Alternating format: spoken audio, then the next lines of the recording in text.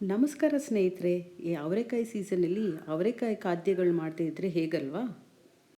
ಇವತ್ತು ನಾವು ಸಾಮಾನ್ಯವಾಗಿ ರವೆ ಉಪ್ಪಿಟ್ಟು ಮಾಡೋ ಬದಲು ಈ ಅಕ್ಕಿ ತರಿ ಉಪಯೋಗಿಸ್ಕೊಂಡು ಅದರ ಜೊತೆ ಇದ್ಕವರೆ ಬೇಳೆ ಹಾಗೂ ಸಬ್ಸಿಗೆ ಸೊಪ್ಪು ಹಾಕಿ ರುಚಿಕರವಾದ ಉಪ್ಪಿಟ್ಟು ಮಾಡೋಣ.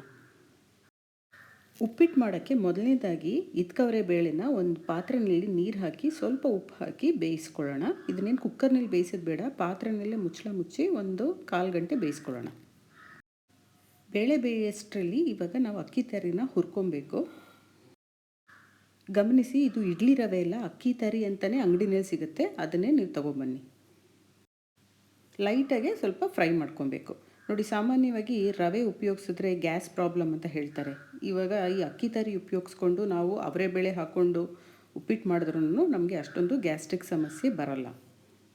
ಈ ತರಿನ ನಾವು ಎಷ್ಟು ಚೆನ್ನಾಗಿ ಹುರ್ಕೊಳ್ತೀವೋ ಉಪ್ಪಿಟ್ಟು ಕೂಡ ಅಷ್ಟೇ ಉದುರುದುರವಾಗಿ ಮೃದುವಾಗಿ ಬರುತ್ತೆ. ಈಗ ಬೇಳೆ ಬೆಂದಿದೆಯಾ ಅಂತ ನೋಡೋಣವಾ? ಇದ್ಕದ ಬೇಳೆನೂ ಕೂಡ ಒಂದು 15 ನಿಮಿಷ ನೋಡಿ ಬೇಯಿಸಿರೋದಕ್ಕೆ ಪರ್ಫೆಕ್ಟಾಗಿ ಬೆಂದಿದೆ. ತುಂಬಾ ಸಾಫ್ಟ್ ಆಗಬಾರ್ದು. ಈ ಕನ್ಸಿಸ್ಟೆನ್ಸಿ ಇದ್ದರೆ ಚೆನ್ನಾಗಿರುತ್ತೆ. ಉಪ್ಪಿಟ್ಟಿನಲ್ಲಿ ಅದು ಕರಂ ಅಂತ ಸಿಗಬೇಕು.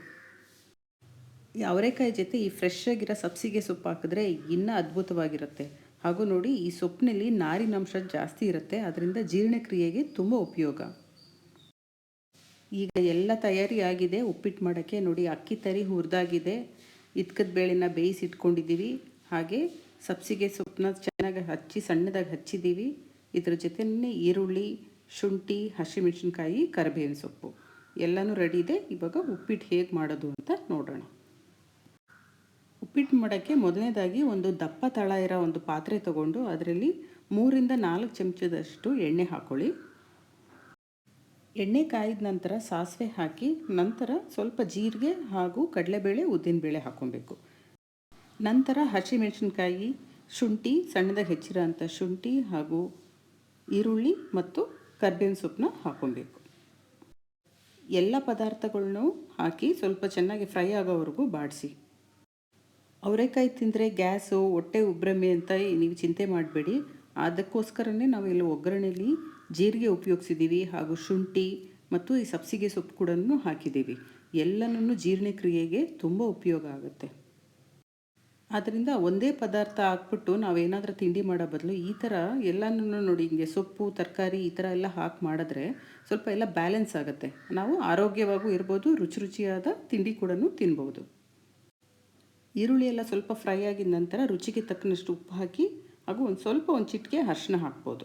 ಜಾಸ್ತಿ ಏನು ಅರಿಶಿನ ಹಾಕಬೇಡಿ. ಈ ಉಪ್ಪಿಟ್ಟಿಗೆ ಬೆಳ್ಳಗಿದ್ರೇ ಚೆನ್ನಾಗಿರುತ್ತೆ. ಇದು ನಿಮ್ಗೆ ಇಷ್ಟ ಇದ್ದರೆ ಒಂದು ಸ್ವಲ್ಪ ಚಿಟಿಕೆ ಅರಿಶಿನ ಹಾಕ್ಕೊಳ್ಳಿ. ಈರುಳ್ಳಿ ಎಲ್ಲ ಫ್ರೈ ಆಗಿದೆ. ಇವಾಗ ಸಬ್ಸಿಗೆ ಸೊಪ್ಪು ಹಾಕೋಣ. ಈ ಸಬ್ಸಿಗೆ ಸೊಪ್ಪು ಕೇವಲ ಜೀರ್ಣಕ್ರಿಯೆಗಲ್ಲ, ಅದರಲ್ಲಿ ಅನೇಕ ಆರೋಗ್ಯ ಸತ್ವಗಳು ಕೂಡ ಇದೆ.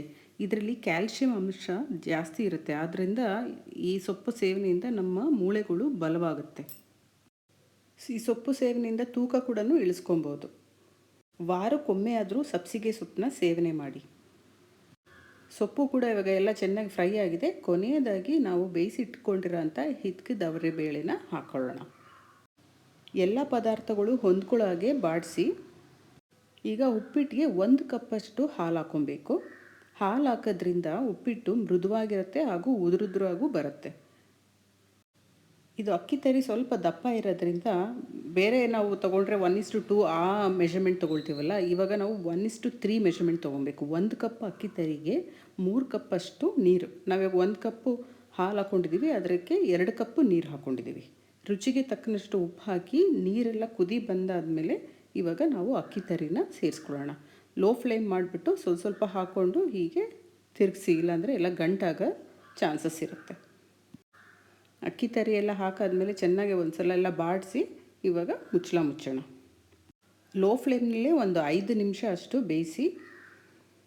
ನೋಡಿ, 5 ನಿಮಿಷ ಆದಮೇಲೆ ಅದ್ಭುತವಾದ ರುಚಿಕರವಾದ ಅಕ್ಕಿ ತರಿ ಉಪ್ಪಿಟ್ಟು ತಯಾರಾಗಿದೆ. ಇದು ಕೇವಲ ಅಕ್ಕಿ ತರಿ ಅಲ್ಲ, ಇದಕ್ಕೆ ನಾವು ಹಿದ್ಕವರೆ ಬೇಳೆನೂ ಹಾಕಿದ್ದೀವಿ, ಅದರಲ್ಲಿ ಸಬ್ಸಿಗೆ ಸೊಪ್ಪು ಕೂಡ ಸೇರಿಸಿದ್ದೀವಿ. ಇವಾಗ ಧಾರಾಳವಾಗಿ ಒಂದು 3 ಚಮಚದಷ್ಟು ತುಪ್ಪ ಹಾಕ್ಕೊಳ್ಳಿ. ಅದ್ರ ಜೊತೆನೇ ಒಂದು ಸ್ವಲ್ಪ ಇವಾಗ ನಿಂಬೆ ರಸ ಹಾಕ್ಕೊಬೇಕು. ನೀವು ಈ ಉಪ್ಪಿಟ್ಟು ರುಚಿ ನೋಡಾದ್ಮೇಲೆ ರೆಗ್ಯುಲರಾಗಿ ತಿಂತಾ ಇರೋ ರವೆ ಉಪ್ಪಿಟ್ಟನ್ನ ಮರೆತುಬಿಟ್ಟು ಪ್ರತಿದಿನ ಇದೇ ಉಪ್ಪಿಟ್ಟು ಬೇಕು ಅಂತ ಹೇಳ್ತೀರಾ ನೋಡಿ. ಸ್ನೇಹಿತರೆ, ಅವರೆಕಾಯಿ ಸೀಸನ್ ಮುಗಿಯೋಕ್ಕೆ ಮುಂಚೆ ನೀವು ಈ ರೆಸಿಪಿನ ಟ್ರೈ ಮಾಡಿ ಹೇಗೆ ಬಂತು ಅಂತ ನಮ್ಮ ಕಮೆಂಟ್ ಸೆಕ್ಷನಲ್ಲಿ ತಿಳಿಸಿ. ನಮ್ಮ ಚಾನೆಲ್ನ ಹೀಗೆ ಸಪೋರ್ಟ್ ಮಾಡ್ತಾಯಿರಿ ಹಾಗೂ ಸಬ್ಸ್ಕ್ರೈಬ್ ಮಾಡಿ.